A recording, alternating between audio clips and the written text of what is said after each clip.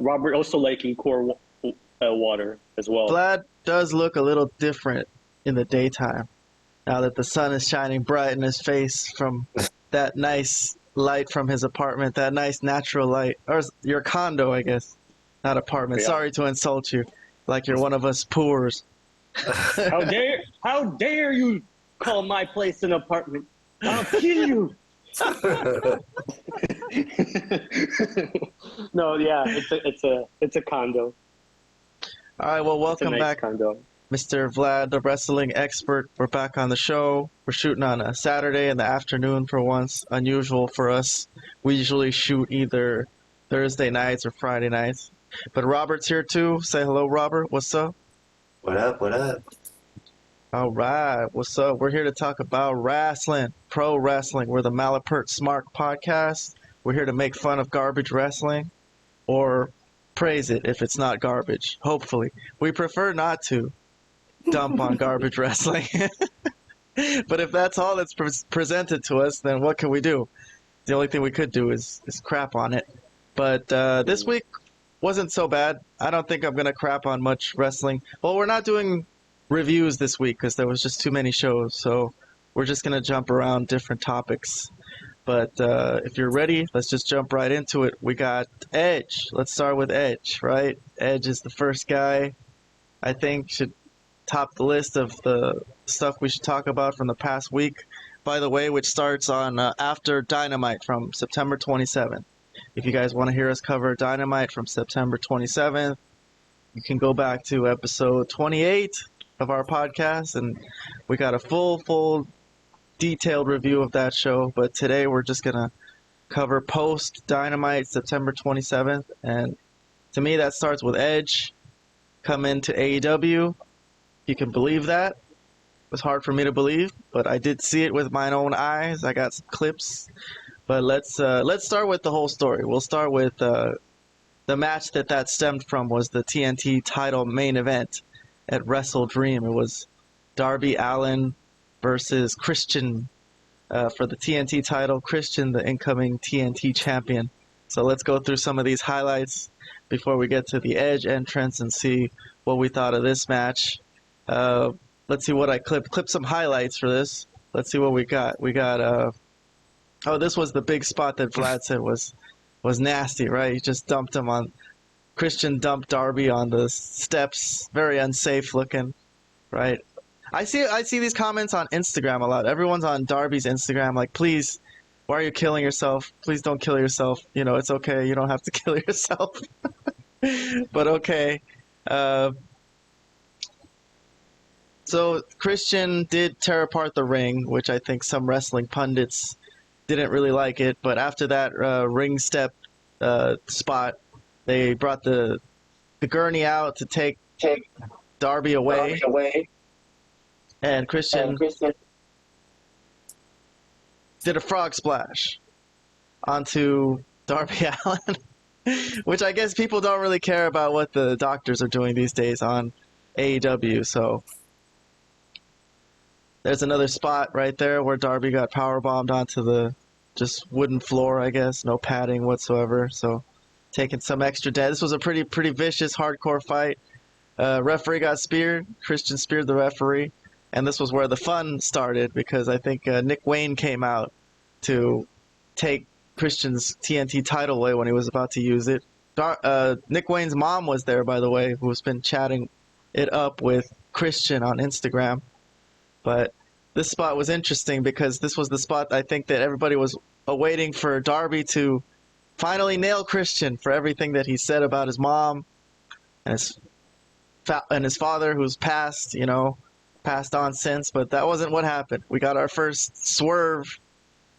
I don't know if you'd call it in a while, but the first swerve since AR Fox, I think, for sure, right?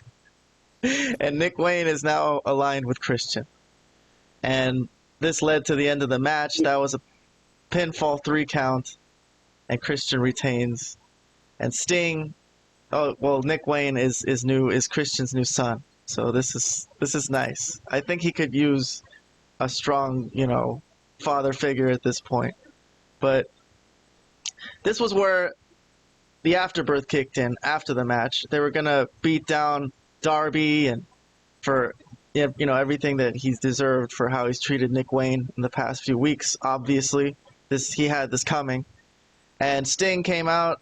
Sting is pissed off, and he tried to take everyone out, but in the end they got him too with Luchasaurus. Luchasaurus comes in, and they got Sting down, and they're gonna give him the concerto, as it's called, and that's when the lights in the stadium go down.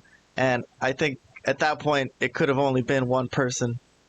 So the video package hits right when someone's in need of getting saved from mortal death, from a beatdown where they were going to smash Sting's head in. They have time to play a video, pretty long video, of Edge driving to stadium, and he's got a nice, cool, classic car, I guess. He's got to show that off. And shows up, and it's the rated R superstar, Adam Copeland. Wow, Adam Copeland is here in AEW. Can you believe it? Plenty of time to celebrate and all this. And comes in there. I thought this moment was cool, though. As a Christian fan, as an Edge and Christian fan, we got one crazy, solid, dramatic moment here where we didn't really... I guess people knew what was going to happen, but for a moment, Christian was like, what are you doing here? Are you with us or not?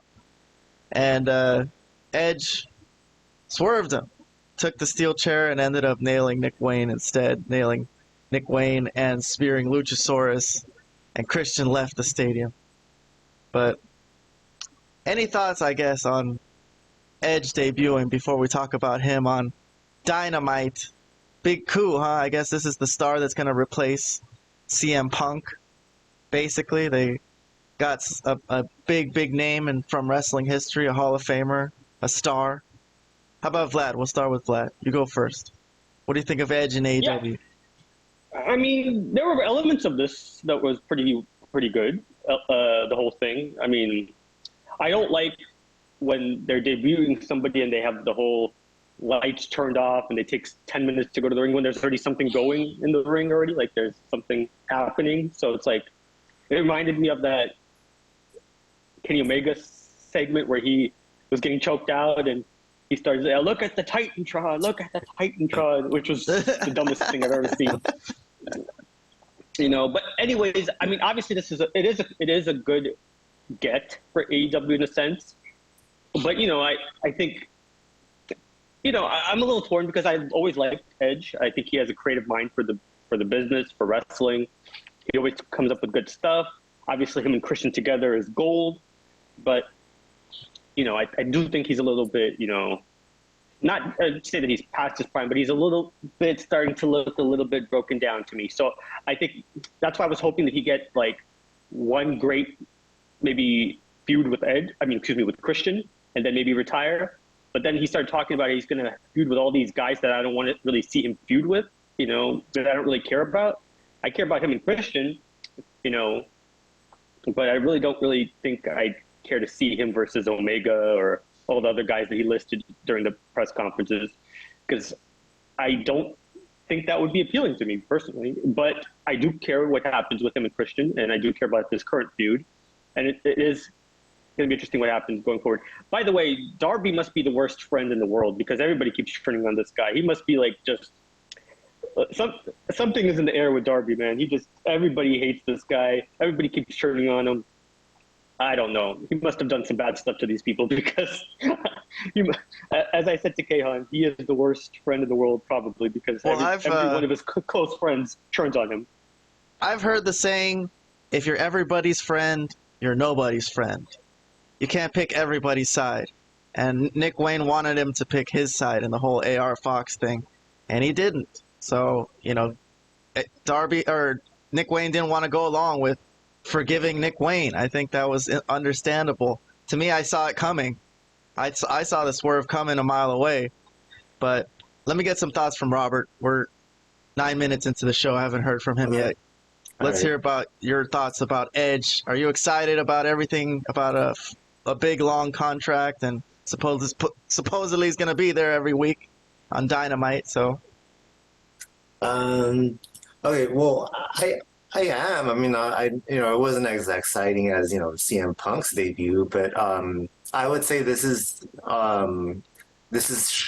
short term a good thing, but not like good in the long term. Obviously, this is gonna be his final run. He's just he's past his peak already. So yeah, that's pretty much how I feel about it. It's just gonna be good for the short term, and I I disagree with Vlad. I do actually want to see him, have his feuds with. Well, I don't think he can have a feud with all of the names that he listed at, but at least some of them. Um, I don't think his run will last long enough to, feud with all of them. But I'm excited for it. What does that mean? now. You think he's going to get hurt or something, or is just too old that he can't last? I mean, he could still go, but he's not in his prime anymore. And I don't know how much longer he can, still go. So we'll just have to wait and see about that. Also about the match itself. Yeah, the Christian Darby Allin First, match. first thoughts. Nick Wayne's mom has got it going on. Nick Wayne's mom has got it going on. Okay, sorry. Yeah. The match. So let me talk about the match. The match. Okay, so I actually wow. Can't believe I did Yeah, that. well, I agree with that. I agree with that we can agree with sentence that. right Okay. there. Yes, There's definitely. something we can agree with there. All right. I'm a fan of Nick Wayne's mom um, in a good so way. yeah. So I did enjoy the match up until that one spot where he got thrown to the steps, the steel steps. Like from that point on, it was hard for me to enjoy it because I think they took it too far there, personally.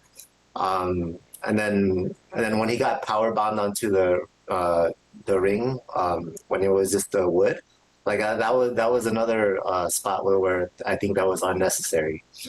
So it was enjoyable up to that one spot, and then just kind of escalated. It was hard for me to enjoy. Like, thank goodness, what happened afterwards at the end happened because like that would have sucked. Like to see Darby just keep on taking more punishment and punishment without like something good happening at the end. So yeah, that's my thoughts on the match and Adam Copeland's debut.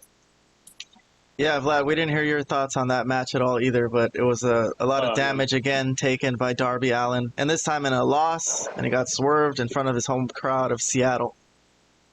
Well, yeah, I don't care about the swerve part, or I think the booking is fine there as far as who won. But what I do care about is the ridiculous amount of damage he took in the match, and I mean, some of it is very, very dangerous. And Christian tried to make it as safe as possible. There's only so much you could do when you're throwing a guy into steps head first, So I don't know. And of course, AEW is known to just forget about all the rules in wrestling. Like, all of a sudden, this becomes a no DQ match. He's taking stuff out of he's clearing the ring. All the mats are removed. I hate that, because if you're just going to do that, just have a no DQ match. Just have a no DQ match, set up as no rules and whatever have you. Instead of having a regular match and then just going and doing the same stuff you were going to do if it was a no DQ match anyways, So I don't know. That's my only. I hate that. It's a pet peeve of mine in wrestling. Why even have a regular match if you're just going to go all over the place and drop people on their heads on steel steps and frog splashes on the gurneys and take bumps on the actual wood? I mean, it's crazy stuff. To me, it's just insane. And of course, he kicked out of almost all of it. Which is insane too. That's just, I mean, it's like superhero video game stuff, and I hate that. I hate that in wrestling. There's no logic or psychology in AEW wrestling. It's just all nonsense. And then, but as far as the winner, okay, yeah, I'm fine with how it ended. There was a swerve that, like you said, Kayhan saw coming, and a lot of people probably saw coming because of the whole thing with AR Fox, who was not involved in this thing at all. He probably should have been involved, but whatever. Anyways, yeah, that's it. That's all I got. I definitely agree with the criticism of how much damage Darby takes. I mean, it's insane. He's going to cripple himself sooner or later. It's just a matter of when, if he keeps taking these type of risks.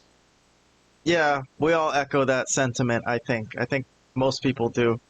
I think the only argument for it I don't know if I told Vlad, but I mean, if I were to try to think of something from the wrestling point of view, from the wrestlers who really want to entertain the fans, or maybe they think that they're somehow doing something historical in wrestling or doing it for the love of wrestling, then, you know, it's their own body. Yeah, they're adults. They could do whatever they want. But I think what we're all saying is that as far as our entertainment goes, we're not really getting entertained to the point where it seems worth it. You know, I'm not really being entertained that much by it personally. So, yeah. I think I made the point in one of our text messages when Robert sent that MJF clip. Yeah. That like if that's all you can do, meaning what MJF said about like how he doesn't have to kill himself to get the crowd going crazy. He could just do a at his simple post-match press conference at WrestleDream, right? Yes, he did a body slam, and it got a huge pop, which we're going to go through later. Yeah, it got as big a pop as you know, just about anything else that happened on the show. Anybody right? flying anywhere or doing a dive over the top, or and it was just a simple wrestling gimmick. And I think it's just it's an indie mindset that you have to kill yourself to get the crowd reaction or get yourself over. And unfortunately, a lot of these guys are stuck in that mindset because nobody's telling them otherwise. Nobody's teaching them how to wrestle properly. You know, and that's it. That's just it's kind of beating a dead horse because I've said it so many times. But yeah, that's the criticism I have for AEW as a whole. All right, well, that was the Darby Allin Christian match, which was also the debut of Adam Copeland, as he's called now, not Edge. Let's talk about that for a second. I mean, it's not... He gets to call himself the Rated R Superstar, so that's cool. I think he should just call himself the Rated R Superstar. Forget Adam Copeland. Like, don't even use that at all. Just the Rated R Superstar. Christian versus the Rated R Superstar. Buy the pay-per-view. Oh, okay. That sounds cool. And also, you notice as his entrance music, it starts off with "You think you know him" instead of "You think you know me." They changed that one clip because that part is owned by WWE. That one part, so they have to change it. Okay, yeah, that's fine though. That was cool. It was cool that it was the same theme song. You know, at least that felt like Edge. The energy feels like Edge. It looks like Edge. He's just not called Edge. Although on his social media account is called Edge, I guess. So that's kind of funky. But okay, so let's stick on the subject of Edge or Adam Copeland. I don't know. For me, I'm just gonna call him Edge because I'm not bound to any copyright here. I talk about WWE and AEW equal, so I don't really care personally.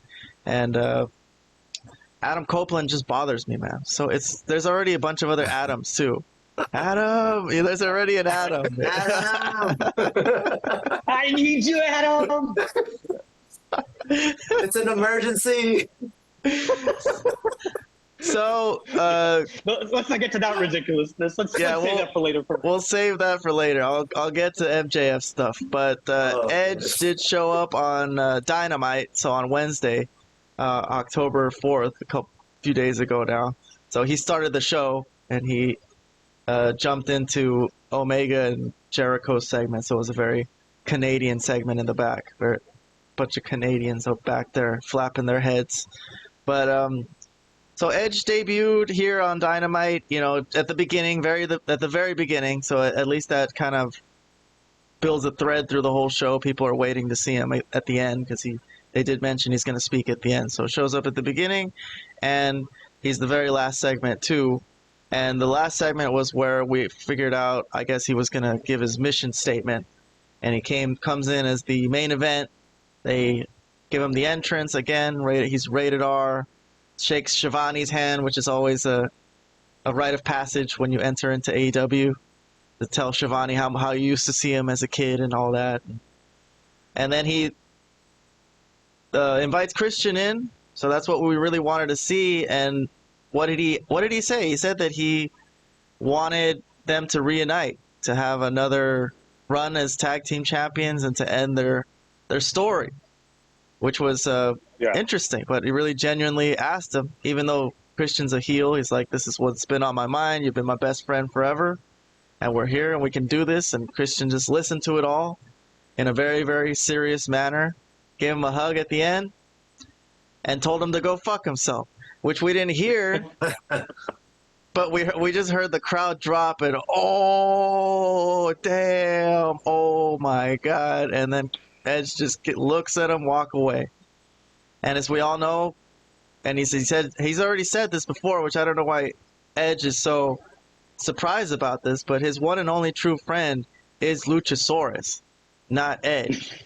So he's gonna stick with Luchasaurus, and he's gonna have his first match, Adam Copeland, that is, with Luchasaurus on Tuesday. So that's his best friend and his son Nick Wayne at his side, and that's how the show ended. Dynamite. So, Vlad, we've got what you wanted, at least for the very beginning. Yeah. It's Edge and Christian are gonna feud right off the bat, which is cool because I thought they should have done that with CM Punk, right? When you knew you had him. When you have him in the palm of your hands, he's here and he's healthy. Put him in there with everybody you really want to see him with. Then afterwards, if there's time, let him feud with, Daniel Garcia and Rey Fenix and whoever he had freaking matches with. Wasted our time. But so they're starting off going for the throat right away. Edge and Christian right off the bat. What do you think, Vlad? You excited for that one at least? Yeah, for that one I am, because like I said, I want to see this. I care enough about this because the history. I think they've had rivalries as well, or matches in the WWE. I can't recall now specifically, but I'm sure they did throughout their long run. They're together and whatnot. But I think this could be like a final thing that they can do together, and I think it'll be great, and it'll be better than them being a tag team, because there's not really a lot of. They could work with FTR or something, but there's not really a lot of great tag teams in AEW for them to really go up against. So I think this is a lot better for to actually have a feud, And Christian is such a great heel. He is gold as a heel. Like, he is just on top of it. This is probably some of his best work, honestly. I think you could say this is some of the best work of his career. He's the main heel on the show because MJF is the top babyface now. So Christian's carrying the mantle for the bad guys. Yes, exactly. What do you think of this segment with the go fuck yourself? Was that good enough to just accentuate it at the end? Basically, we're not covering all of Dynamite. It was a thin Dynamite, but this was the conclusion of the show. Right. Go fuck yourself, buddy.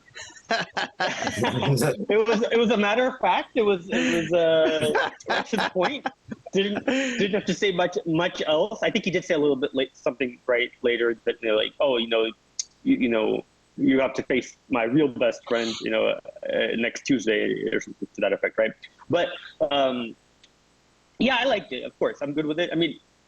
I don't know. I don't know about what the network thinks about somebody just cussing like that on air. Obviously they bleeped. Well, they censored it well. They covered it up for once. We didn't actually hear it. We just heard him say "go" and then blank. Yeah, blank yourself. Go blank yourself. But anyways, I'm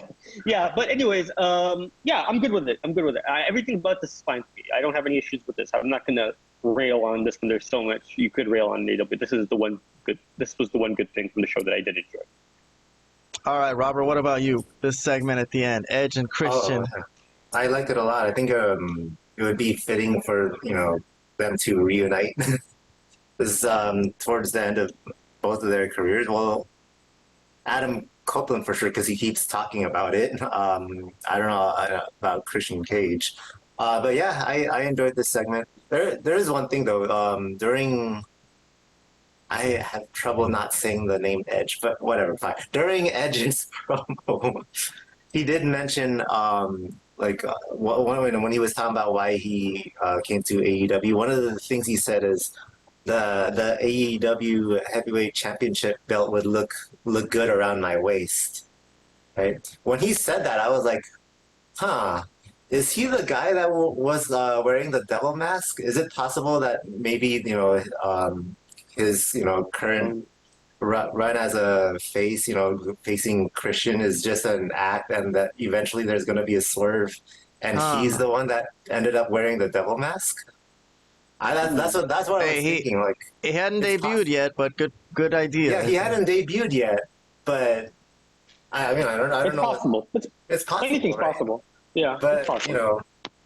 so that could have been that group could have been Edge, Christian, Nick Wayne, and well, none of them looked as tall as Luchasaurus, so that I don't know who the fourth guy would have been, but it could have Right. been anybody really. But yeah, that got me thinking maybe he was the one that wore the devil mask. Maybe just a thought, but yeah, All right. I enjoyed the segment.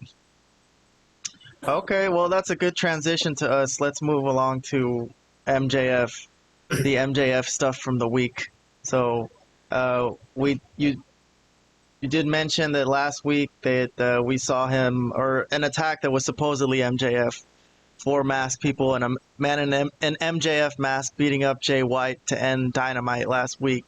So let's go on to what we found out happened this week. I'll start for MJF stuff. I'll start with Collision. It's September 30th Collision with Matt Taven and Mike Bennett. They're in a tag team match against the Best Friends, Low Blow, Trent. I don't know if you saw that. I don't know why this is slow motion, by the way. The wiener punches. Yeah, punched him in the wiener. which was really funny, and the referee's not looking at he's looking at Trent, who just got punched in the wiener. He's like, "Are you okay?" And then again, it's like he shows the hand right in the air. He's like, "Yep, another one."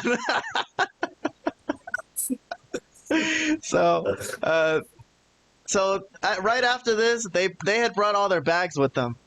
The Kingdom did. So they went straight. They're like, "We got to go straight to be with Adam after this." So right after the match, they're like, "We're going to be with Adam." Hold on one second. Let me take this off slow motion. I don't know why it's on slow motion. Give me a second. They're going to be with Roddy, but yeah, I see your point. Oh, with Roddy, excuse me. Yeah. So Taven and Bennett, they're going to go be with Roddy, and they tell Adam Cole to meet them. Yeah. To meet them there. So this was the beginning of a storyline that ended on Dynamite that we'll see in a second. But we'll jump to WrestleDream, which is where MJF fought the Righteous by himself. And he did come out at the beginning, and he explained on the mic that wasn't him, who was the masked man. So this was the first reference of it. He's like, he was pissed off himself. Somebody, I guess, broke into his bag, which I guess immediately is Adam Cole as a suspect that he's, hanging out with him in his locker room and everything. So somebody took his bag and took his mask and used it and framed him, I guess, is what he's claiming, and they beat up Jay White in the back. As far as this match, I thought personally it was an extremely well-worked match that the Righteous, they did as well as wrestling work as you could do to sell a 2-on-1 match and to make it difficult for MJF, but MJF eventually, this was the spot of the night, which was freaking hilarious. And the MJF again using his bad guy acumen, his cheating skills, if you would call it that. But this was so funny. I thought he didn't sell it long enough though, because I think he gets up and they eventually start wrestling like in a second. But he could have sold that longer than his nuts were in pain. Still a good spot though, I thought. And then there was the big body slam spot that he promised he was gonna body slam Dutch, and he did. Crowd popped like crazy. Simple wrestling, that me and Vlad call it, that is better basically to us than the dives over the top rope. Got a kangaroo spot in, kangaroo kick, excuse me, and he beat him with what is that called? The heat seeker? I guess got the pinfall. Right. Got the pinfall off that. With the foot on the ropes, I forgot about that. Ref kind of saw it, but MJF denied it. He's like, "Nope, I didn't do that. Wasn't me. So that was that. It wasn't me. Yeah, okay. He did. So he did. Keep the ROH tag team title, so they have that still. So he got through the night. They're still waiting on Adam Cole to have surgery, but as of right now, there's still the Ring of Honor tag team titles. I thought it was okay for the Righteous. It was a rub, I guess. It was cool to be in there with the world champ. I know Vlad's not big on the Righteous, but I think they're cool. I like it. I like them. So too. I think. But as far as MJF goes, let's move on to Dynamite, and let's see what happened on Dynamite. So the Kingdom asked Adam Cole to meet at Roddy's house, and this was where they hung out with him and Roddy. You know, it was kind of like a him and MJF segment, except it was Roddy. So they showed that they could have fun together, and they bought Adam Cole a little, you know, wheelie thing that he could wheel around with while he has a broken leg. And, you know, they just have loads of fun together. Kind of reminded them why they used to be friends, which I know Vlad thinks this is just horrible, but so is this going to cause a rift between the friendship of MJF and Adam Cole? Let's move on. We'll see. I got the next MJF clip I got on here is at 40. Well, it's not that one. So it's Juice Robinson and the Bullet Club, the Gun Club, are out there in the ring, and they're talking crap about MJF because they're feuding with him. Jay White had a long promo battle with MJF last week, so now it's the rest of Bullet Club's turn, and they're out there trying to lure him out, and he does come out at after they rip on him for a couple minutes. I think 2 minutes he gave them, and MJF comes out by himself. No Adam Cole, but he's there to rip on them. He's gonna roast them. Which every time MJF comes out, Robert, and there's like a new guy that he's feuding with, it's kind of exciting because it's like the roast is coming. So he's gonna roast all these guys. He's got a bunch of fresh meat in the ring.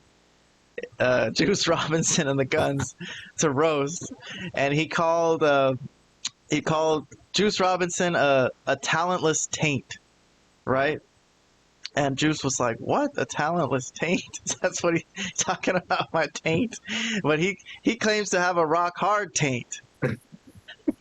Yeah, I thought that was the highlight of this whole thing. You know? This part, which they cut away from him, like right there. They're like, get the camera off him. Yeah, get the camera off of Degenerate. Juice. Juice was great. Juice actually was the reason this actually was watchable. But go ahead. Yeah, because I didn't think talentless taint was. It was kind of one of his weaker. I know. I was insults. like, what the heck? I thought he could have come up with something better than that, but okay. Yeah, and he got a chant going for these guys. Ass boys and talentless taint. Okay, so I don't know. MJF is baby facing it up here a little bit for me. A little too much for me at this point. If he's going to be clever and insulting, okay, but this segment I thought went to the Guns, especially because they kind of got one over on him here.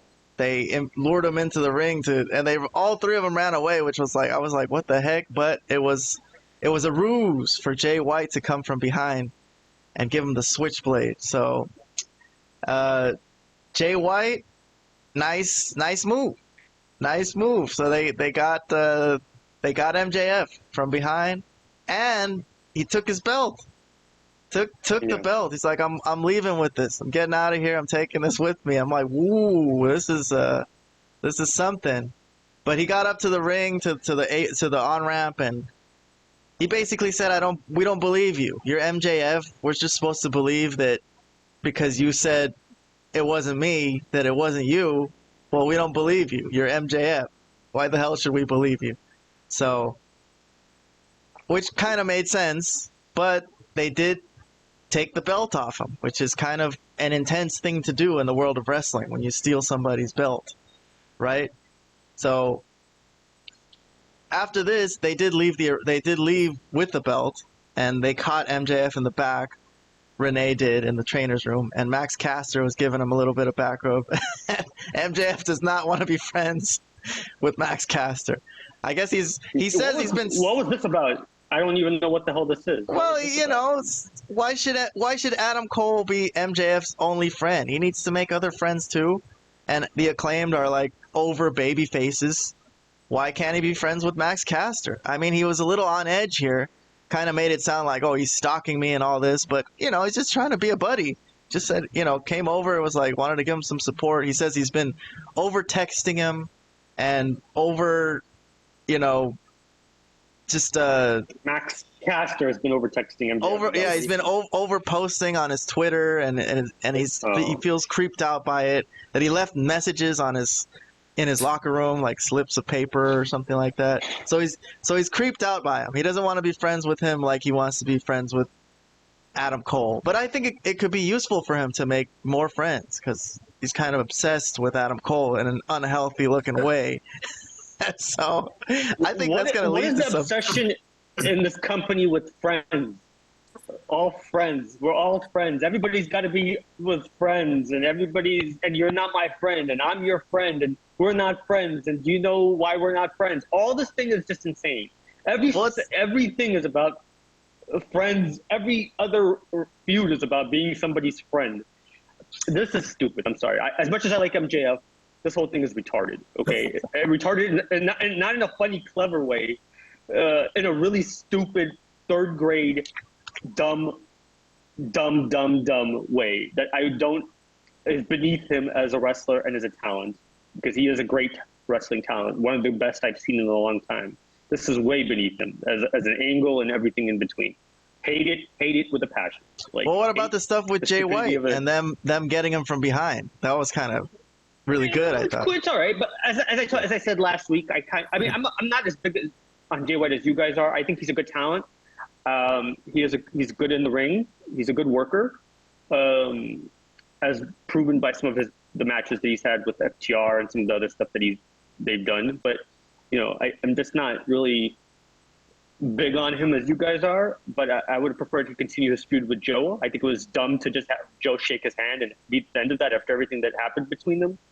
I think they should have continued it, and that would have been more interesting to me as an angle than whatever is happening here. That's just my opinion. But anyways, I'll let you guys continue. How about you, Robert? You got any feelings about this whole thing as a whole? We got the Jay White thing going on, and we got him having friendship issues with Adam Cole and Max Caster.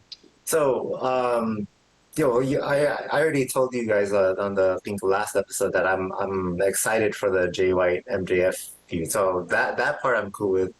And the obsession with Adam Cole is a little weird, but the Max Caster thing. So I know that in real life they actually hang out a lot because there's actual YouTube videos of them hanging out. I've seen them.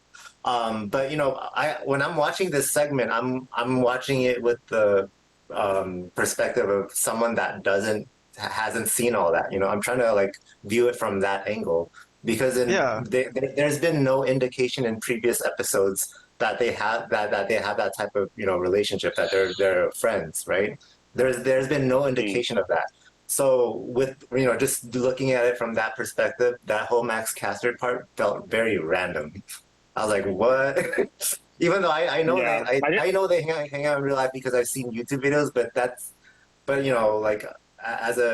trying to look at it from a perspective of someone who doesn't see all that and only watches the AEW television programming. That just came out of nowhere. So that just felt random. Well, about the whole, I'll make a comment about the whole Vlad saying that it's too kiddie, or what is the deal with being obsession with being friends with people? But it is a kiddie show. It's wrestling. It's supposed to be for third graders. We're just jumping into. Then why the hell are we watching this? I don't know, Vlad. What? A lot of people think it's strange that we're watching wrestling. I'm still a third grader at heart. Yeah, exactly, because we're still third graders at heart. But this is technically a children's show, and that's why this probably resonates really hard with a lot of kids. They're like, yo, man, because back in the days, it was really cool to make friends with somebody. When you made a new friend, you were like, yeah, I want to do everything with them. I want to hang out. We're gonna go to the movies. We're gonna do this. We're gonna do that. So, it is kind of childish, but I think I could roll with it because Vlad, come on, it was really easy for you to make friends. I mean, you're very sociable. You're a personable guy. You're nice, but for a lot of people, it's not as easy. Some people don't even have one friend. They would love to have one best friend, So. But what does that have to do with wrestling? I'm confused. You've lost the train of thought. You've lost the plot for me, at least. Well, wrestling is just a reflection of real life. Wrestling is a reality show where a bunch of people hang out together, and they happen to wrestle also. But they're in the back. They communicate. They talk. They have relationships. Some of them actually get married. It's the whole dynamic of the whole locker room is a part of the show to see who you align with, who you become, who you have a group with. You create stables. I disagree with that premise. I disagree with that premise that it's supposed to be based on some real life thing. No, it's supposed to distract you from your real life. That's what it's supposed to do. It's supposed to entertain you and be entertaining, not remind you of your real life, especially if your real life is not great. No, I disagree with that premise completely. If that's what wrestling is, then we failed. We have completely failed. We've lost the plot as a wrestling community and industry and whatnot. Well, there was always friendships in wrestling, but they never really would. They wouldn't really like this. They wouldn't really obsess over it. It wasn't like, oh, you turned on me. We were friends for so long. You were at my child's bris or whatever, they didn't use this or whatever, we hung out at backyard barbecues and stuff like that. But sure. I think back in the day when someone got turned on, it wasn't really like, oh, they wouldn't get all emotional, like, oh my God, we were such hard friends. Triple H and Shawn Michaels, that's not an example. Yeah, of course, they were good friends.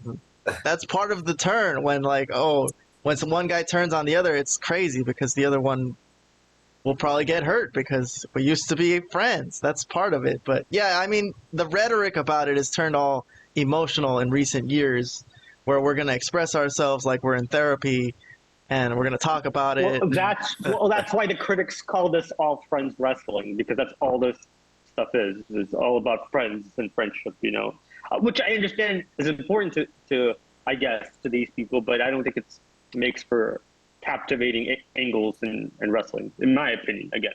Now, if somebody wants to disagree, like Kayhan is making the argument for it, great. I don't think it's that interesting, especially when it's all over the place and it's on every angle. All right. Well, fine, Vlad. You want to be entertained then, and from your wrestling, then I got the stuff for you here. This is. Oh God. We're moving on to yeah. You're right. timeless Toni Storm. I do like this. Who I guess RJ City gave her the idea because she was all freaking out, and he goes, "Man, you're not even old though. Why are you freaking out?" And she goes, "You're right. Yeah. I'm timeless. I'm timeless." I love this. You're right. I did love this. Which later on in the night, this is from Dynamite, by the way. So later on in the night, she comes out to the ring for her match with Sky Blue. And she's got her same look on her face that she's timeless, and she's got the same lipstick smear, and I guess that's part of her. Part I don't understand completely. The whole lipstick smear, looks demented look.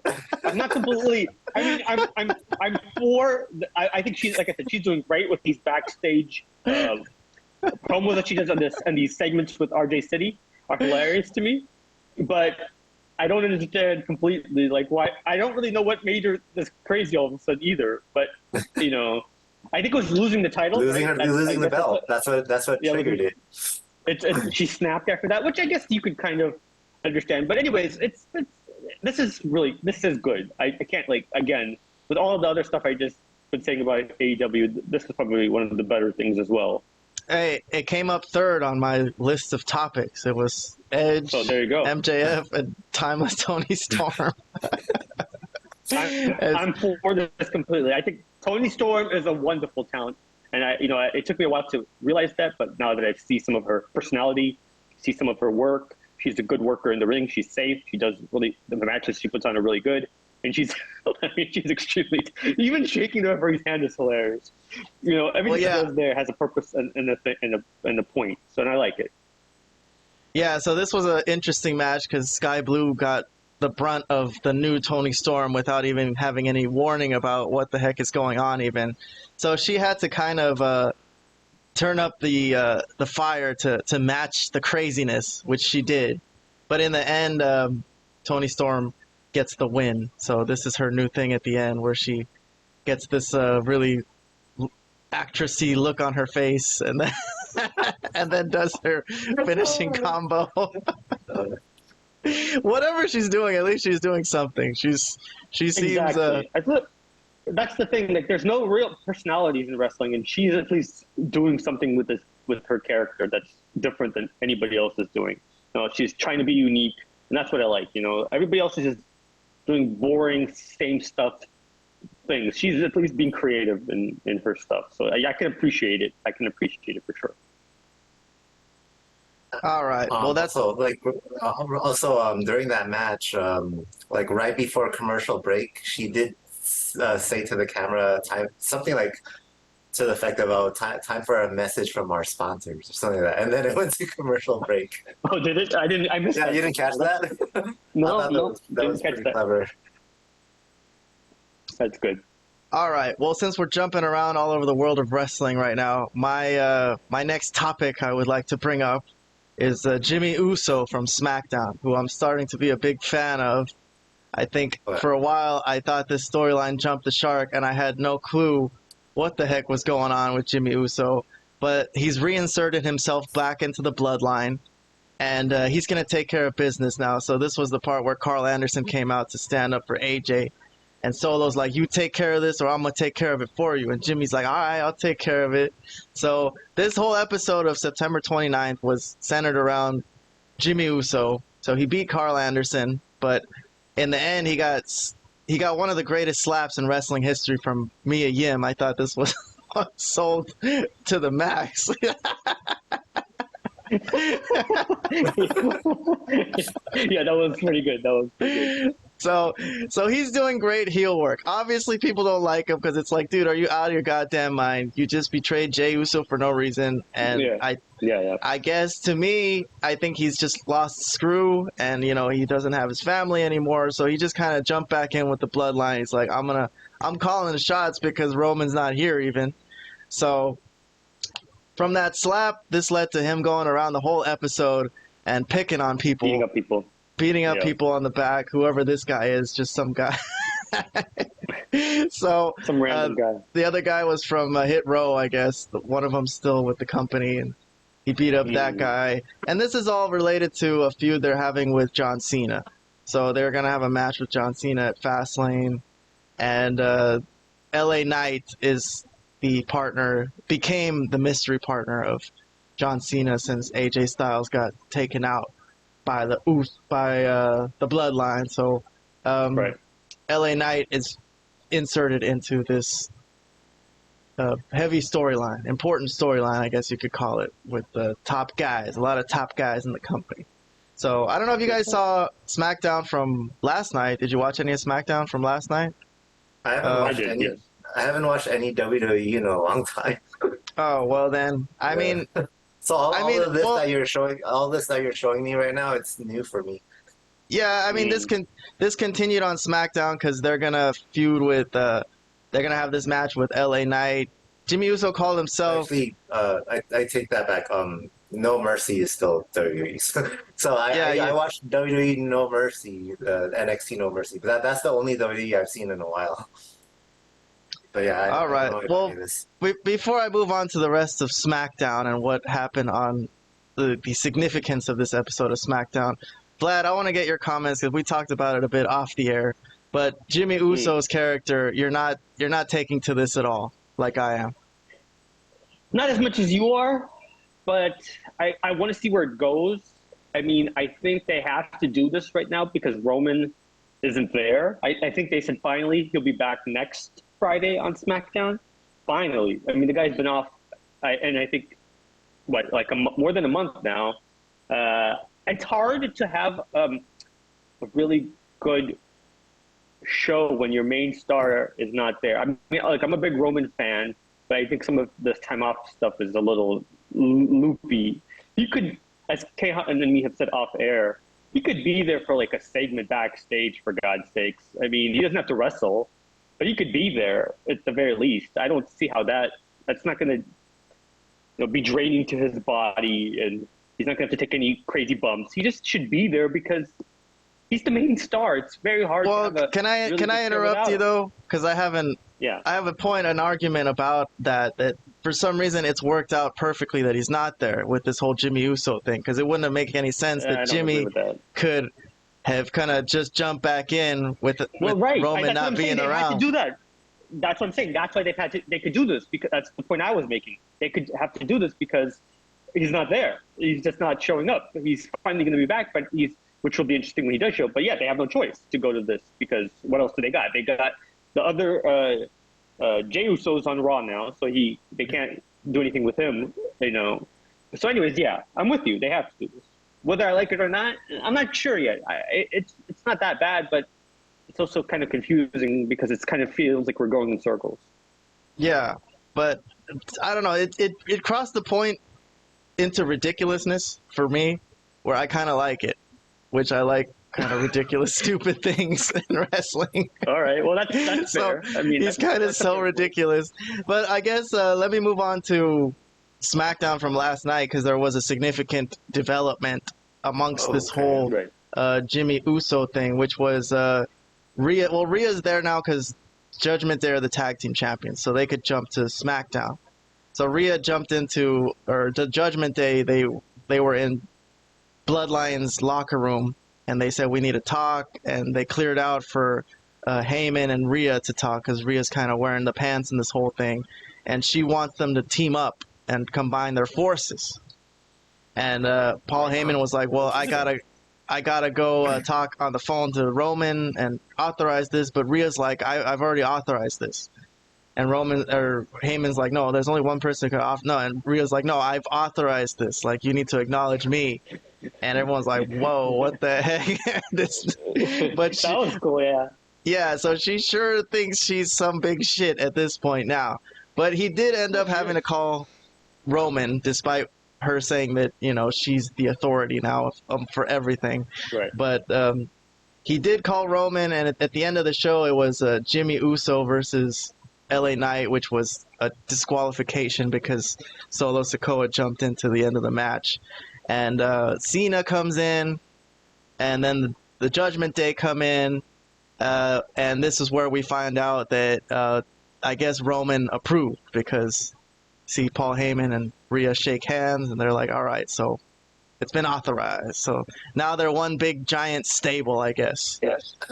It's the Bloodline, and Roman's supposed to be back next week. So this is where the end of the show turned into a little tussle between all these guys. And then Jey Uso appeared, because Jey Uso's fighting with Cena at Fastlane, right, for the tag team titles. So that was the big surprise here. Judgment Day. So, but there wasn't really much interaction between Jimmy and Jey at this point in this match. But was there one more guy who came in? Oh, it was Cody Rhodes. Cody kind of leveled the playing field, and that led us into Fastlane. So we're ready for Fastlane, which is tonight in a few hours, coinciding with Collision, and that's going to be this match.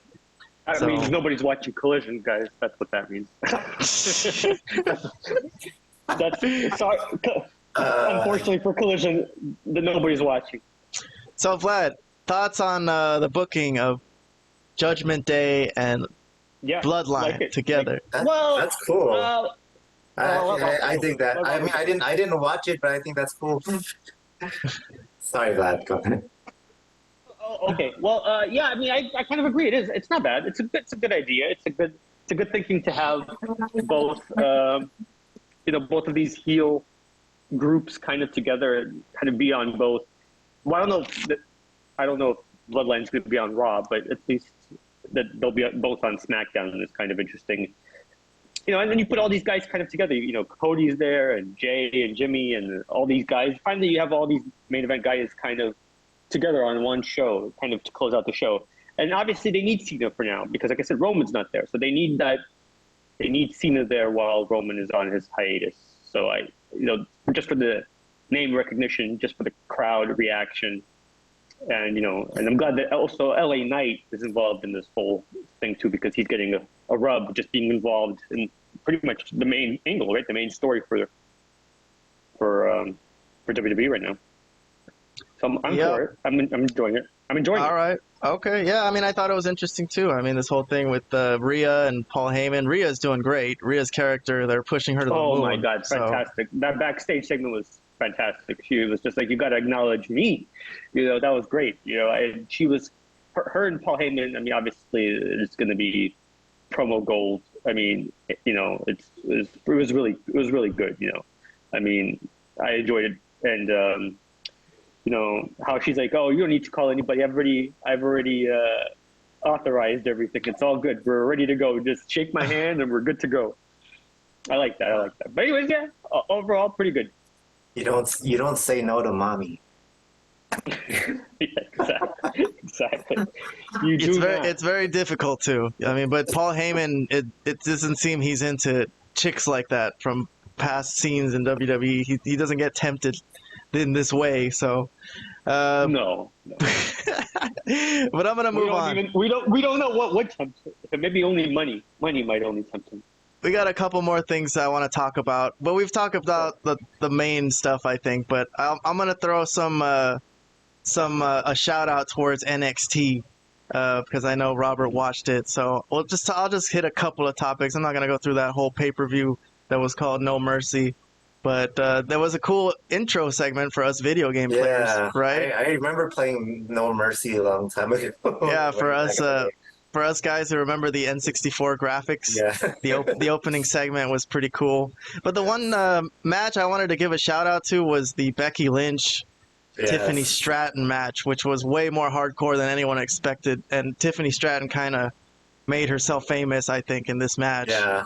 Definitely got a rub being in there with Becky Lynch, but I got a few highlights of her being hardcore, I guess. A few of these hardcore spots. It was a wild match, but there was Barbie dolls that she got slammed into, barbed wire baseball bat, I guess. Look gimmick, but still, it's okay. But that she looks cool right there. That spot was good. The little moonsault spot into the guardrail. She looks great. I think she can go to the main roster. I mean, I don't see why not. The these NXT guys they've been developing have been working out really. So this I want to give a shout out to this match because I saw the whole pay-per-view. A lot of it was pretty wild, but I'm not gonna go through everything on this show just because we don't have time. We're busy. We got to get to the Dodgers later. But so that was that. I'll give that match. I don't know about a grade because it was a woman's hardcore match, but as far as Tiffany Stratton goes, I think I loved it. I loved it. Yeah, I thought it was a good match. I thought she did really well. So send her up to the main roster. She looks ready. I'll just say a couple things. I didn't watch this pay-per-view. Obviously, it's just too much wrestling. I can't watch it all. But as I told Kayhan, I want to make time for NXT sometimes, or just at least get through it. But it's just so much wrestling to get through and so much to watch. I can't get to it all. But I will say from what I've seen of Tiffany Stratton, just like the stuff that I've seen, she looks like she could be a really good heel character on the main roster that they should bring up pretty soon, I would think. Based on what I've seen. And obviously getting a good, I guess, rub just working with Becky is good too, just to get some prominence, because Becky is considered one of the best women's wrestlers in the world, Yeah, they did. They had a good idea there to put them together. So that kind of shot her up the card really quickly, I think. The other thing from NXT, I guess, was the Dragonov title change. This was wild. This was a lot of false finishes, so I'm not going to go through all the false finishes, but this was a false finishy type of match where they were like hitting each other with everything and still kicking out and like, oh my God, oh my God, oh my God. So one of them type of matches, just significant though that Ilya goes over. I think the whole show overall is pretty strong. They had Braun Breaker versus Baron Corbin at the beginning, which was, I thought, also a pretty strong match. Okay, so I have something to say about that match. The Braun Breaker, Baron Corbin.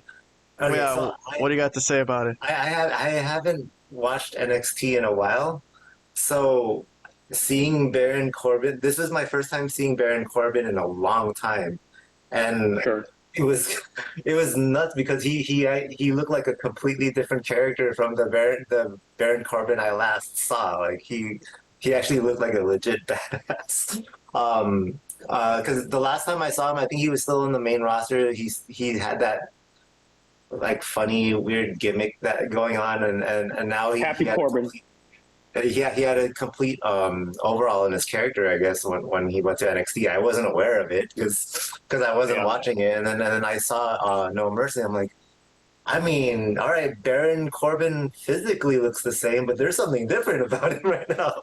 No, So, yeah, I've always been a Baron Corbin fan. I think he could do whatever you ask him to do. He's kind of a character with like a chip on his shoulder because he got sent back down, but he's still got like the self-confidence that he used to be a main event type of guy on the main roster. So I think he's doing well because it's hard to have confidence once you get shipped down to NXT. A lot of guys usually lose a little spunk, but he's doing really well. And he did well in this match in this pay-per-view. Yeah, for sure. this feud was good with Braun Breaker. He's been doing good all over the place. I think NXT's kind of the perfect place for him too, because I think the other guys are getting some good experience working with him. So definitely, he's not a guy that got cut, a la Mustafa Ali, who got sent away, that he wasn't superfluous, not really necessary anymore. By the way, we haven't really talked about that. I don't know if you guys have any comments on any of the guys who got caught, and maybe if any of them are useful at all to any other company. We had Mustafa Ali. I don't really care. I don't think Mustafa Ali is useful to anybody, but I do think Dolph Ziggler is the name that sticks out, because of... More so than Matt Riddle. Matt Riddle is insane. Matt Riddle, I wouldn't touch with a 20 tag team champions, undisputed tag team champions. No, I actually like Matt Riddle, but okay, guys, you're killing me. So you think Dolph Ziggler is more useful than Matt Riddle, huh? I mean, I think a lot of people would argue with you with that one. I mean, especially considering recent success and. I would say Matt Riddle is perfect for AEW because he's just a knucklehead like a lot of the knuckleheads there, so that's fine. I'm just saying if you want like a real professional wrestler that's like a great worker, a guy that could actually maybe get something out of some guys with good matches, yeah, I'd rather, or at the very least work with some of the guys, I would definitely rather have Dolph Ziggler any day on it, than Matt effing Riddle, for God's sakes. But that's just me being I guess. Do you think AEW should sign Matt Riddle, Robert? Would you think that he'd be useful there? Sure, I guess. Yeah. Sure. I mean, all right. Just break out the checkbook. Sure. I mean, yeah. I do enjoy him apparently more than Vlad does. I thought him and RVD could be a tag team. Matt Riddle and Rob Van Dam. They both smoke a lot. Why not? There you go. Yeah, they can hang out together and blaze and fucking go do matches. Sounds perfect. Anyways, don't give Tony Khan any ideas, guys. Yeah, I know. He doesn't need any more troublemakers over there. They're doing fine. I think they should just stick with what they got and just keep going. But yeah, as far as the guys that got, I mean, they could be useful. I mean, Dolph Ziggler, I forgot his real name, but they could sign him. But I don't think they need him. That's my opinion. They could sign him. Yeah, I'm not saying they need him. I'm not even sure he would want to go. I don't know the situation, but I'm just saying. Yeah, because he's not going to get like a big spot. He could have a spot where he maybe does jobs and stuff, but. Well, I believe his brother works there already. Oh yeah. Is Ryan Nemeth. Ryan Nemeth, right? That's pretty hilarious. Who should also be getting a big push, but. Don't get me started. Well, I don't know about anything about that, but I haven't seen enough of Ryan Nemeth to say that he should be getting a giant push. I'm a big Ryan Nemeth fan, the Hollywood hunk. I think he's a good heel. That's who he is. He's the Hollywood hunk. Yes. Because he's a good heel though. I mean, as a worker, he's a good heel. I'm telling you. Even Jim Cornette has said this. Oh yeah? Well, I don't remember anything about seeing enough of Ryan Nemeth to make that type of leap that he is a good heel. But yeah, so him and his brother, they could be a tag team with Rob Van Dam. I'm just saying, well, why are you throwing Van Dam? Everybody teams up with Rob Van Dam. A trio. Oh yeah, they go for the trios title. Yes. I don't know. I don't know enough about anybody else also on that was released. You know, Those are the three I think that were like kind of the most biggest names. Yeah, I mean, I guess if they want Mustafa Ali, I guess he would also fit their style, right? He kind of does the type of matches they like. Yeah, he could definitely work for them. So I think Mustafa Ali, I think he might be the most useful out of the three, like as far as his age and you know they could push someone who's a minority in a way. You know, it's always good to have people to balance out the roster, make it look like you know it's got a lot of diversity and such. But I'm gonna move on. I got a couple more things I want to throw at you guys before we go watch the Dodgers tonight. Go Dodgers! Woohoo! Woo! So I'm gonna move to WrestleDream, which was Julia Hart versus Kris Statlander, and I'm not really gonna go through the match move for move, but it was, to me, this was one of the matches that I was excited for to see what would happen. And Julia Hart did hit the moonsault at the end, but it wasn't enough for a pinfall. But this was the big moment where she did her best to get her finishing move on her and hit the big moonsault that the whole crowd goes nuts for.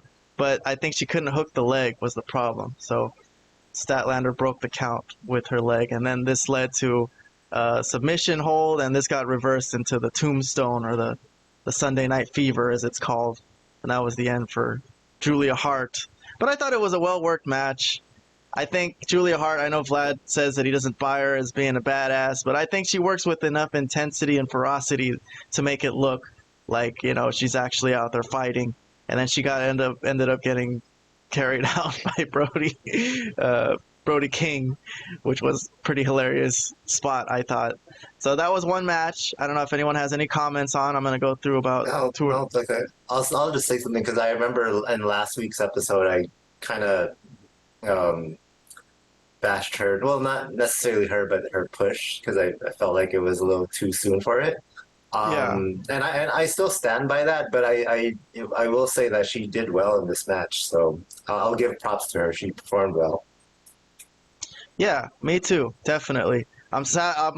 I'll be sad if she won't be on TV as much, because I think after this feud, I don't think they're gonna have the same type of push for her. But I like this little stretch where she was kind of given a push on TV. What was the point of this? How do you know? Why do you think that? What makes you say that? This was the point of this was to feed her to Statlander, just to have a feud for Statlander, you know, to have a TBS title feud. But if the crowd is reacting to her, why would you not? That goes for a lot of things in AEW. They don't always go along with what the crowd reacts to. I wish they did, but I mean, she gets a better reaction right now than most, so I don't know why they wouldn't use her. I just, I didn't, I have to admit, I didn't see a lot of WrestleDream. I definitely did not watch the majority of this show. I saw some things like the MJF match and then the main event. It really is the only thing I really saw. But I will say that, as far as Julia Hart, she does have a really pretty good moonsault as a finish. And I think she is trying hard. And she's doing as well as can be expected, given that she's not really a great in-ring worker or technician. But she could be. She could become better as time goes on. I just don't know if she's completely ready to take that mantle as being the star of the women's division or something like that. But she's I don't know about that. But she's young enough where she can develop into something. She could get better. She could definitely get better. She could definitely get better. Absolutely. She looks like she listens. Like she looks like somebody's giving her advice and that she's trying to listen to it. So I can see little things here and there, like when she takes punches or when she gives punches, that it looks like somebody's working with her. So I'll give her some dap. I like Julia Hart. I like this whole thing. I enjoyed it. So the next match I would jump to is Swerve Strickland and Adam Hangman Page, which I guess nobody really cares when the doctors are there taking care of somebody anymore. That's a chance for you to get a spot in. But this was a big there was the spot where he cheated with Prince Nana's crown and nailed Hangman Page. Lots of it was a long match. There was a lot of moves. I think there was a little bit of a distraction, and in the end he did hit him with a series of combination of moves, and This one right here, I don't know what it's called, but I think this is a pretty cool looking move. Not one that I think everyone should take probably, but that's the finisher right there. But No. Swerve did go over in the end, and not completely clean, but did give him a good rub, put him into a good spot on the card. So they're trying with Swerve. So he wins this match. It was in Seattle, so I wasn't surprised. Okay. All right. I So think he's from there, so there you go. All right. So they got a pay-per-view in Seattle now for all these Seattle-based guys that they got. But other than that, I don't know. I didn't really think it was a super fantastic, amazing match. But I think it did what it was supposed to do for Swerve. And we did talk about this match quite a bit, or this feud quite a bit on our show. So I thought I'd at least show the ending of what happened. But other than that, there's the Danielson Zack Sabre match might have a little more comments from you guys, which was a technical wrestling match for a long ass time until Bryan Danielson decided to fucking ruin it and hit him with a knee strike and kind of blow the whole fucking reason we were there in the first place, which was to find out who was the better technical wrestler. And then he wanted to shake Zack Sabre Jr.'s hand afterwards, which was like, what? Why? You're obviously, you've got no fucking class or morals whatsoever. And Zack Sabre did the right thing, walking out of there without the handshake. You got no class or morals because you beat the guy in a wrestling match. Well, he beat him with the Psycho knee. With a strike. With the strike, that was yeah. Like it my was only gripe about. They were supposed. I really loved the match. Well, wait. Where does the rule say that he has to beat him on a submission only, or it wasn't specified in the rules, but it wasn't specified in the rules. It was just. Well, if they wanted that, unspoken. They should have asked for a submission match. They should have asked for some sort of submission match only if that's the case. But this was a regular wrestling match. Daniel Bryan is supposed to be a man with honor. We don't have to say these type of things. It's not like, oh, we should explicitly write it in the notes. Oh, don't use a steel chair or a fucking rope to choke somebody. You don't have to state these type of things. This was known already. They were supposed to just have a grappling match. Someone was supposed to catch someone with like an arm bar or something, and then that was going to be the end. But Robert, you're disappointed, right? Well, only at the ending. Only by the way it ended. Up until that point, I was cool with it. This was the match I was looking forward to the most, and for the most part, it did, live up to my expectations, except for how it ended. Like, it shouldn't have ended with a strike. After all those 10,000 submission attempts that they both did, it should have ended with a submission. Well, this is an angle though, because they started this angle with a match. It's gonna lead to another match. Okay, well, and I'll be looking forward to that. But hopefully that one doesn't end with a strike. Yeah, that was the one thing they told us was these are the two best grapplers or whatever. Technical wrestlers, yeah. Same thing. That means grappling. I'm just saying, what they said. Go ahead. And then they totally disregarded that and went away from it. But okay, fine. I think since it leads to another angle, since they might fight again at another pay-per-view someday, I think it's okay. How much do you guys really care about this? I'm just trying to understand. And why? I mean, you're not going to see. I don't. I'm joking. I'm being sarcastic. For months. You're probably not going to see him. Oh, I wasn't joking. Because I really do like why were you laughing? You like New Japan? Since Zack Sabre Jr. is a big guy in New Japan, he's a big name. He's respected. Okay. So, but yeah, I think this could end up being at Forbidden Door for next year. That's my guess. The rematch. Oh my god. That could lead to a Forbidden Door match. Okay, well then we'll see. But I was looking forward to this because I'm a fan of Bryan Danielson's style, regardless, the style that he uses now. But I remember when he first debuted in WWE, he was more of a what Zack Sabre Jr. is right now. That was the style that he used. So it was interesting to me to see him fight someone that used his original style and like who would come out on top. So that's what drew me to this match. So that's why I was excited about it. And if you want my honest opinion, Vlad, I wasn't into this, but I think I'm more into it now. Like, I like that there was an angle at the end that, because if they just had a straight wrestling match where somebody submitted the other guy and then they shook hands, I think that would have sucked. But I think I like this better because now they have some type of thing that they could put into a video package for next year's Forbidden Door to make it like a little bit of give it a little bit of a story. Next year's Forbidden Door. Great. So we're booking. They can't even book 2 days ahead, let alone.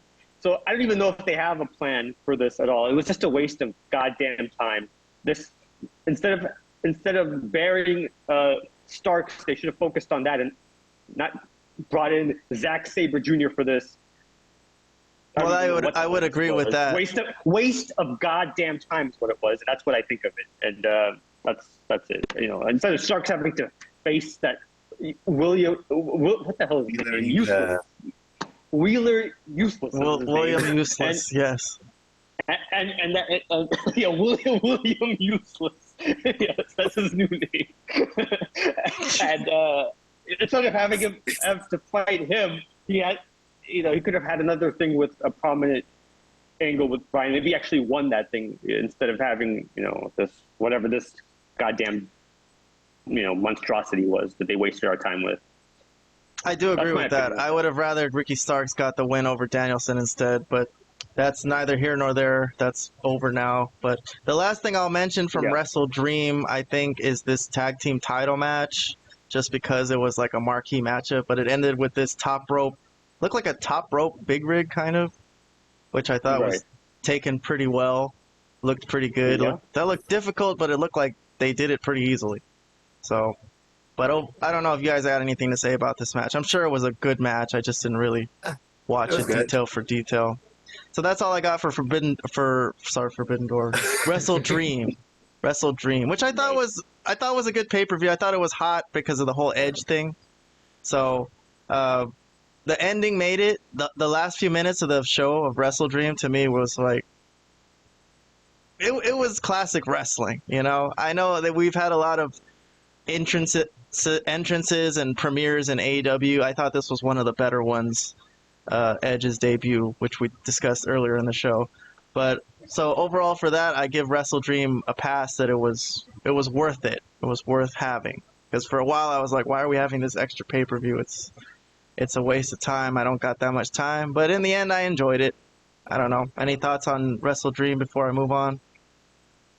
Liked it. I liked it a lot. I'll let Robert go. I mean, that's pretty much it. That was pretty much it. I mean, the Danielson Zack Sabre Jr. match was the one I was looking forward to the most, and then after that was the Christian Cage, Darby Allin.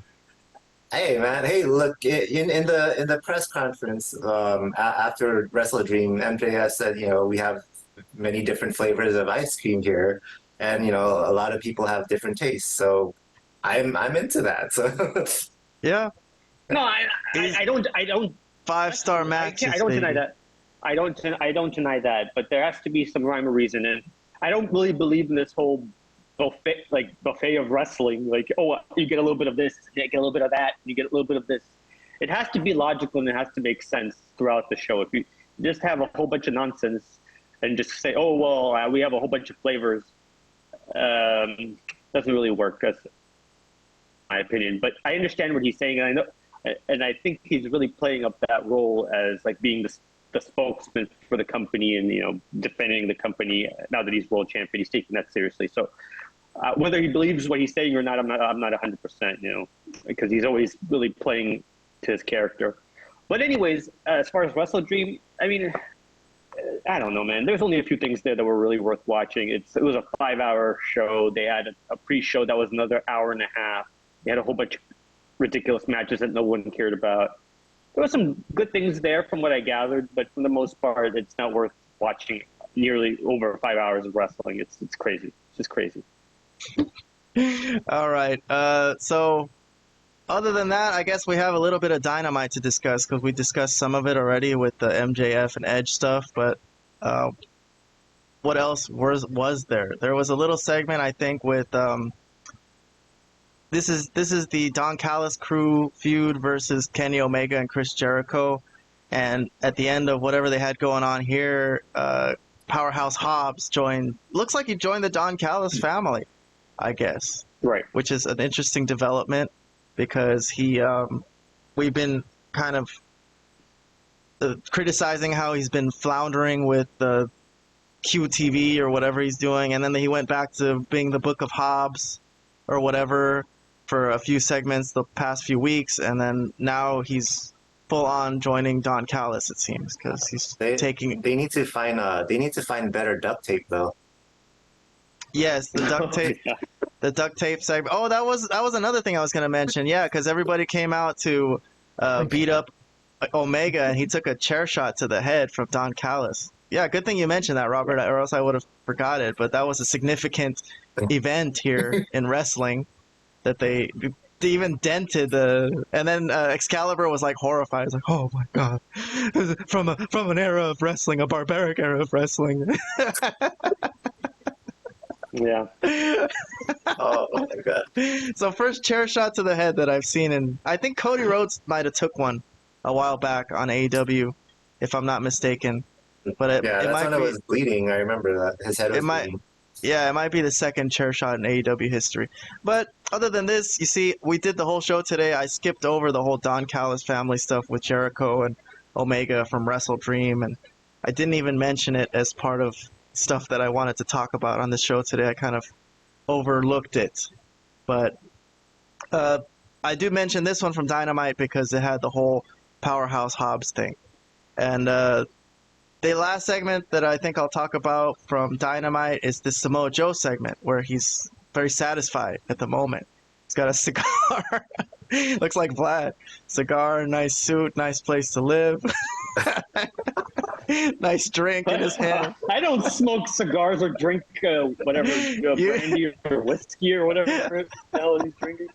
So he's satisfied for the moment, but he's saying he might not be, or he's gearing up to. And when do I wear suits like that? I don't wear suits like that.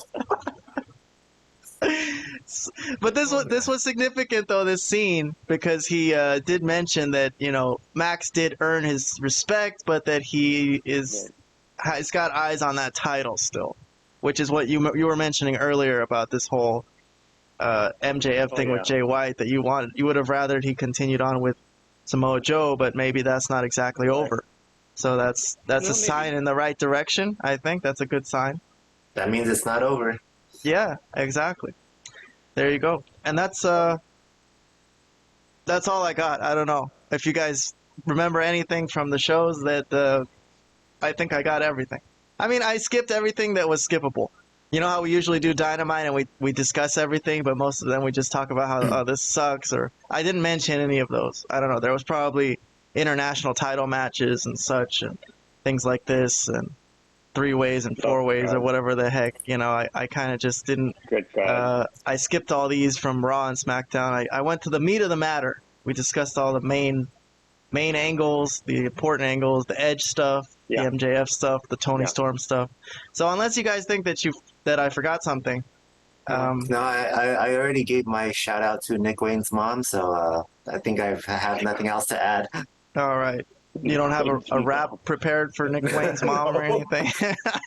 I sang for her. I need a rap too. Yeah, he already sang the song. What else does he do? Well, you really want to give it a good try, but it's okay. Right. Maybe he'll come maybe up. Next time. Yeah, he has nothing prepared, but he'll come back. He'll come back for that. No, I mean, I'll just say real quick about Samoa Joe. I mean, obviously, I think he's a great talent. He's always been one of my a favorite of mine, going back to his TNA days when I started watching him. He's just a really real-looking professional wrestler, real-looking badass type of guy.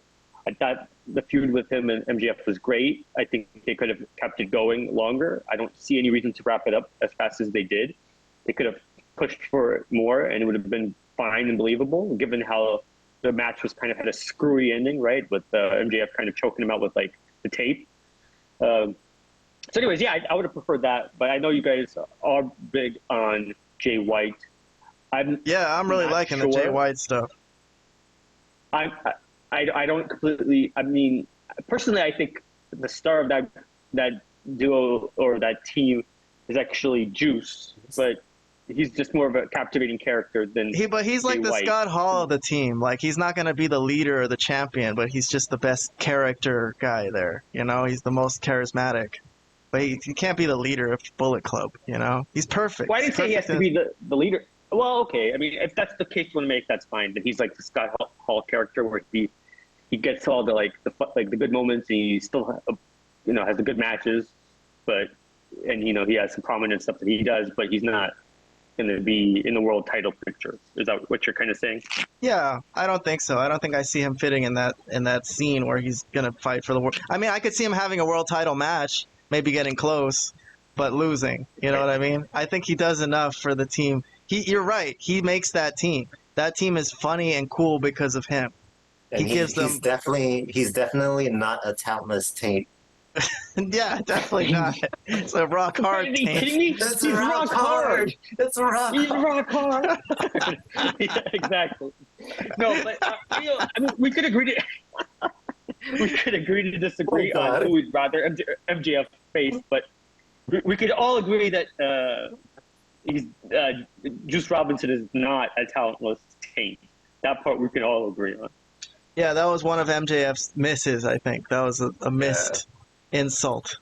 But, all right, well, good show. Saturday show, I think we were more awake, more lively, since we're doing it not on a day where we went to work and then we're dead afterwards. But, Right. All right, I think we're good for the week, though. We covered everything. Until next week, we'll see what happens. All right. Thanks for coming on, guys. Dodgers. Oh, you guys want to take a sports break and make some predictions for our Dodgers? Because we're all going to be meeting up later. They win today or they win the World Series? Oh, I don't know. I haven't really followed baseball that much to know what other teams are like big threats to them. So I'm not sure. Right. I don't know. Well, Vlad, you want to predict a Dodger World Series or what? Just do it. We need some ratings. No, I can't go that far. I think they'll beat the Diamondbacks. I think they'll win this series. It'll be pretty disappointing if they don't win this series to me. It could be a disappointing season. But I don't think they would beat the Braves. They might be able to beat the Phillies, possibly, but the Braves would be a tough matchup for them to win.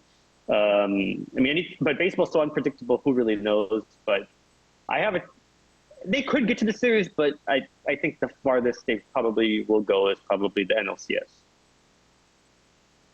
Yeah, NLCS would be satisfying to me. If you get to the NLCS, to the semifinals of baseball, you're basically on the doorstep of the finals. That's pretty much a success to me. Like, that's enough because we get to go to those games. We get to have hope that they go to the World Series, and I'll be satisfied with that. I'm always satisfied with a Final Four ending. Even if you're a World Series favorite, you can't really ask for more than a Final Four ending. Like, come on. You were basically there. You tried really hard. Well, yeah, but I think the only thing that would disappoint me a little bit is if they can't beat the Diamondbacks. I think they should. I mean, I know anything playoff baseball and anything short can happen series, in a 3 out of 5. Short series, 3 out of 5, exactly. So a lot of things can happen, but they need to figure out how to get this done and at least beat the Diamondbacks.